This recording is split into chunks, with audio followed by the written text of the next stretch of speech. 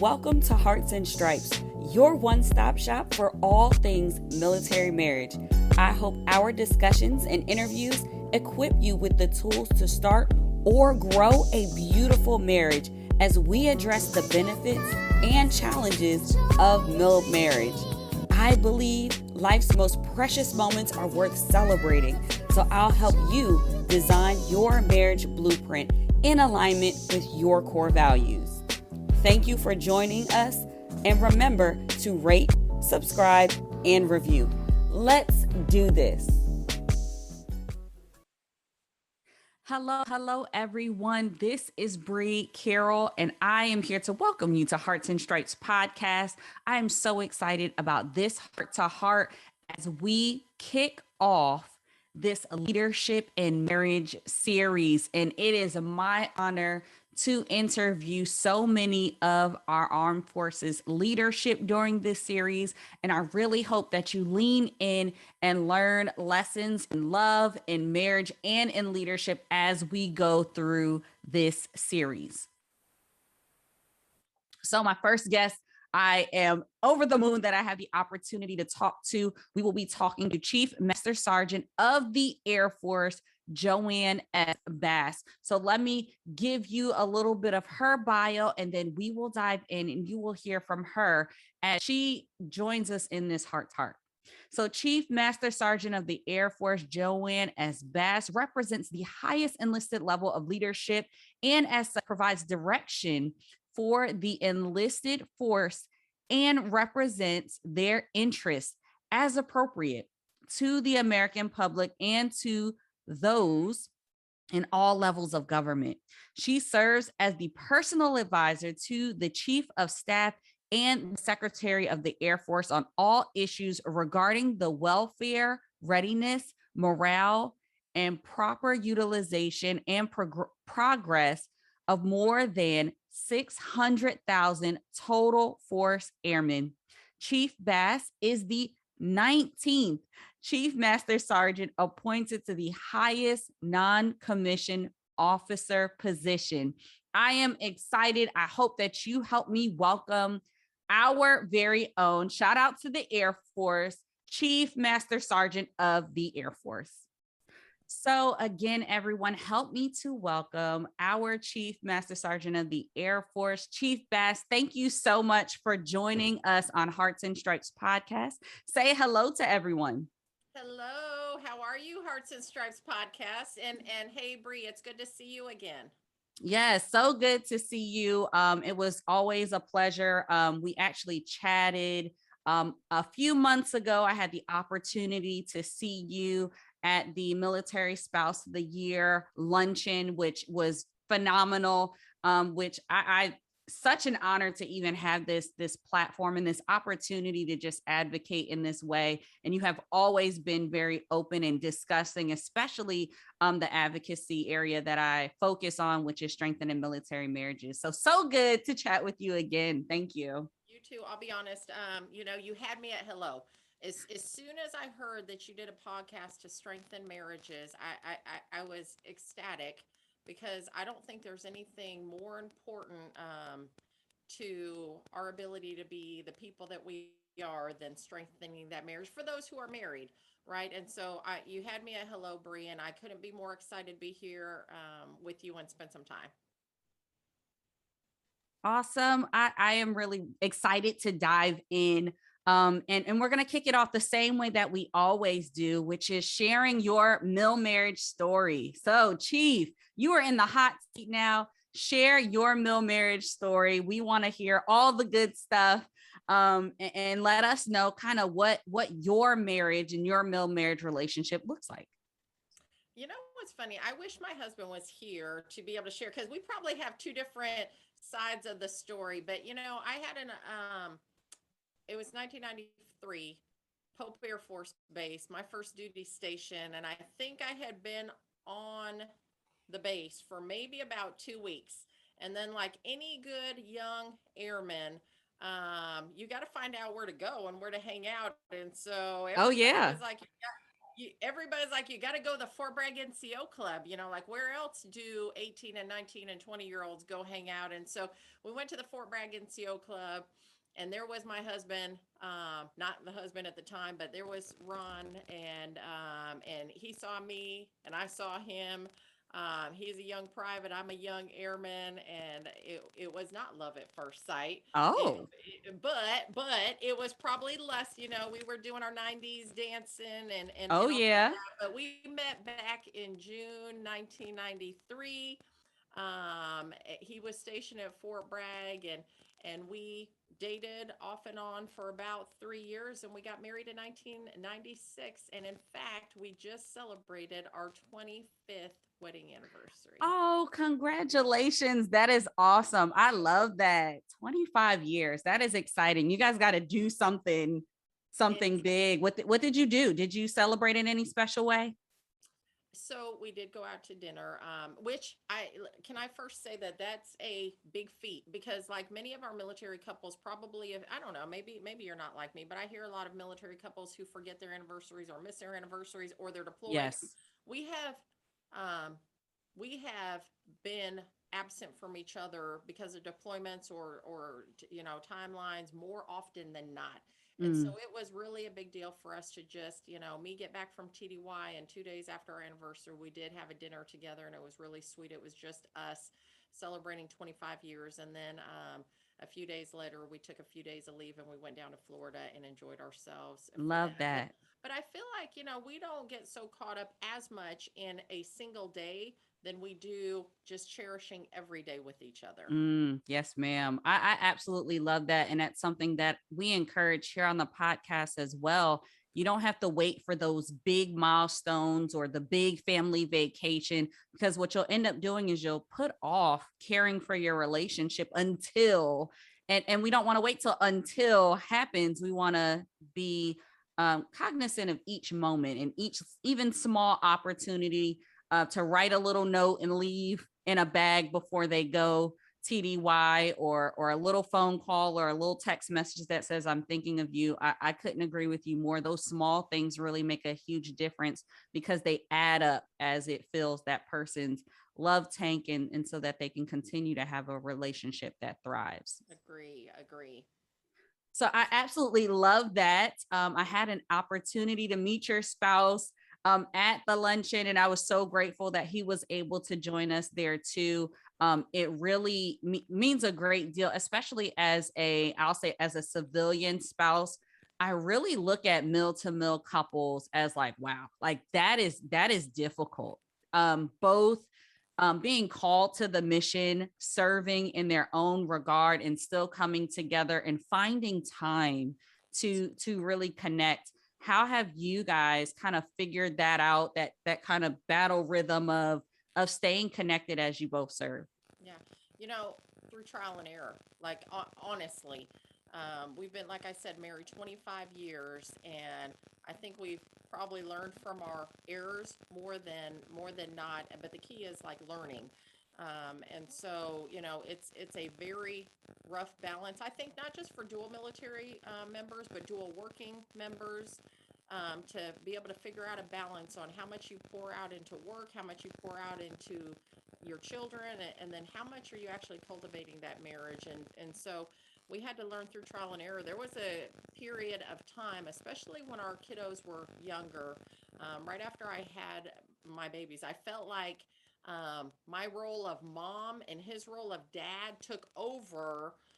More importantly, kind of took over that priority of being mom and dad versus being husband and wife. And so Mm, we learned from that error, right? Like, I think it was 3 years before we went on a date after my oldest was born. And I was wow.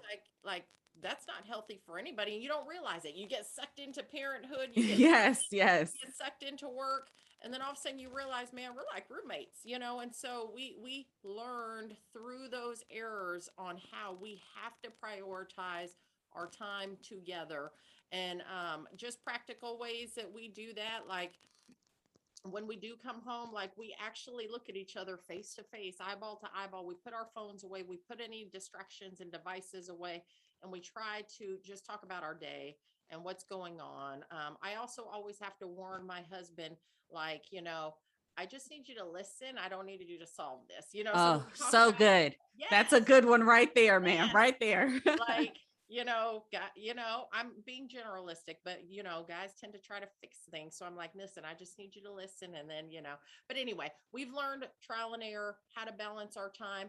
Because we used to pride ourselves in just giving each other 5 minutes of debrief time. Here's what I'm doing. I'm picking up from soccer practice. I'm doing this. And then we're exhausted and we don't connect and talk. So we're more meaningful today than we ever have been on trying to be able to really connect, give some focus time to each other. But we've also been married long enough that we actually appreciate our own individual time too. Yes, I think that is huge. Though there's a couple of really big points there that I hope people kind of leaned into. One, getting those distractions out the way and kind of really having effective communication, listening to one another, letting your spouse know, like, this is not a I need you to fix it moment. This is just I need you to hear me moment, and so that I feel seen and heard.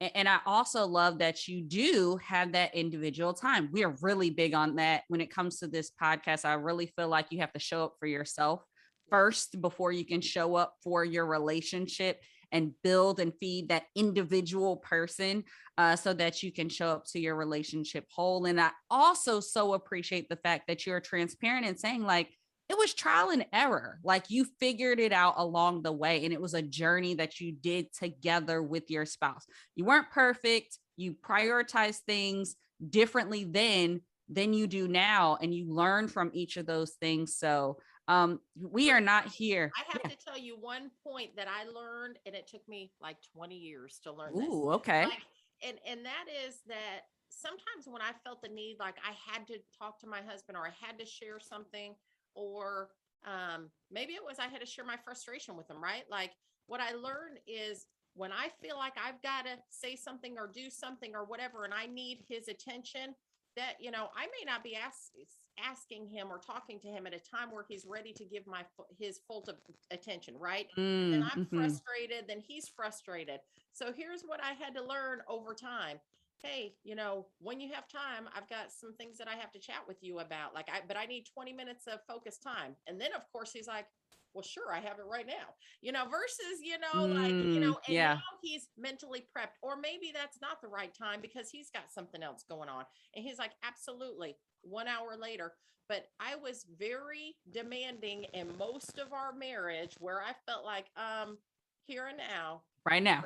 ready to talk. Like, if you care, if you love me, we're going to do it right now. So I've had to learn to communicate with my spouse, in an even more effective way than I communicate with those that I'm around all the time at work. Yeah. I have to spend more time making sure that I apply communication skills with my spouse too. And so, hey, babe, I've got something really important to talk about, or hey, we've got to talk about the, kids, this, like we just need some time. And then he can, mentally, okay, here it is. Right. I absolutely love that. And I appreciate how you started to transition into our next topic, which is how does that marriage impact your leadership? Because I really do feel like we get to practice all of these leadership skills at home first, right? We get to work that in our relationships, and our relationships have the opportunity to make us even better leaders as we communicate in our squadrons, in our units. So share a little bit about that from your perspective. What are some maybe lessons learned that you did take from your relationship to leadership, and maybe vice versa, that you learned in leadership that you transitioned into something that helped enhance your marriage? Yeah. So while me and Ron fundamentally have the same values, we're very different people, and how we execute is very different. I Yes. am very much an A-type personality, and he is very much a B-type. I'm pretty, focused and high strung and like this, and he's pretty laid back, and everybody loves him. And so Yes. like he has taught me, that there's so much goodness in differences of personalities, and our marriage has 100% impacted the person, the airman that I am. If our marriage is on point, then I'm on point as an airman. The things that he's taught me with his B personality has been invaluable to the way I lead and the way I am at work, and oh, by the way, because he's my helpmate, he also tells me those very uncomfortable truths that sometimes others won't tell you, or you don't want to Yeah. hear from somebody else. And he Hmm. tells me because he loves me, and so when he says, hey, you're wrong, like, I don't know that I would take that from anybody else, but he's one who, because he loves me, he's going to tell me when I am wrong and help guide me to be a better person first and foremost, and then a better leader. And so, 100%, he makes me a better airman and a leader. I probably don't tell him enough, but it's I've learned that through, again, our differences and just his observations. Absolutely. Well, yeah, that is such a huge point, and I really hope that the spouses that are listening, the active duty members, our reservist guard member, you hear that your spouse helps to make you one, a better person, and has the power to make you a better airman, a better leader. And I really think that is something that we don't call enough attention to, which is why I'm super excited about this marriage and leadership series, because I really do believe that it does go hand in hand. And I'm excited to hear that you see that as well as you live out and walk out this role as our Chief Master Sergeant of the Air Force. So I do want to ask you, because you definitely have dropped so many practical things that we can already apply. What would you say is your big piece of advice for our airmen and our armed forces members, or maybe even a resource that you have to share with them? So, as I mentioned, I met Ron at Fort Bragg, North Carolina, and those sweet Southern women kind of put me, kind of took me under their wings and taught me some foundational basics of marriage, right? And I'll never forget that there was a lady who one time mentioned something about you should never treat others better than you treat your own family. And I was like, that hurt. And she gave an Hmm. example. She's like, I mean, think about it. When your neighbors come by or when a friend comes by, you go to the door, you greet them, you give them a hug, you welcome them in. Your spouse comes home and you're like, hey, when you're busy cooking dinner, like, no big deal. You don't do. And so that stuck with me forever. I was like, I should never treat others better than I treat my spouse. And so I'm not perfect still, but when Ron comes home or I come home, we do our best to at least provide some attention. Again, I should never be treating other people, the people that I work with, or strangers or neighbors, better than I treat my own spouse. And so that would be my advice that I would give people. Oh, Chief, that is so good. And I'm like taking personal notes, like, ooh, I might need to work on that right there, because you're absolutely right. Even I'm thinking of my personality when a guest is coming over, I like roll out the I'm already a planner by nature. So I like want to make sure Honey. everything. And I'm sitting here thinking, because my husband is away on a TDY now, and I'm like, ooh, we need to do it. However I would treat a guest coming, I need to top that for him. So you got my gears turning here, and I need to think about that and just be intentional. I think that's really what it comes down to: being intentional about how we treat our partners, being intentional about how we treat our family, the thought that goes into how we care for other people, whether that be in a leadership role or in just out in your community, your neighbors, your friends, being intentional about doing that and some, right, for Yeah. our family. I love that. That's such a great bit of advice. That was really good. And people just need to be them again. For it, trial and error. That's how we have learned after 25 years. You watch TV and you watch movies, and that's TV and those are movies, right? Like, that is not necessarily real life. And Right. or you see neighbors and you think like, man, what an amazing marriage those folks have. Again, you don't get to see everything. And what Right. I've learned is marriage takes work, like a Mm-hmm. lot of work. And you learn through trial and error on how to how to be the best versions of yourself and how to bring out the best in each other. I love that.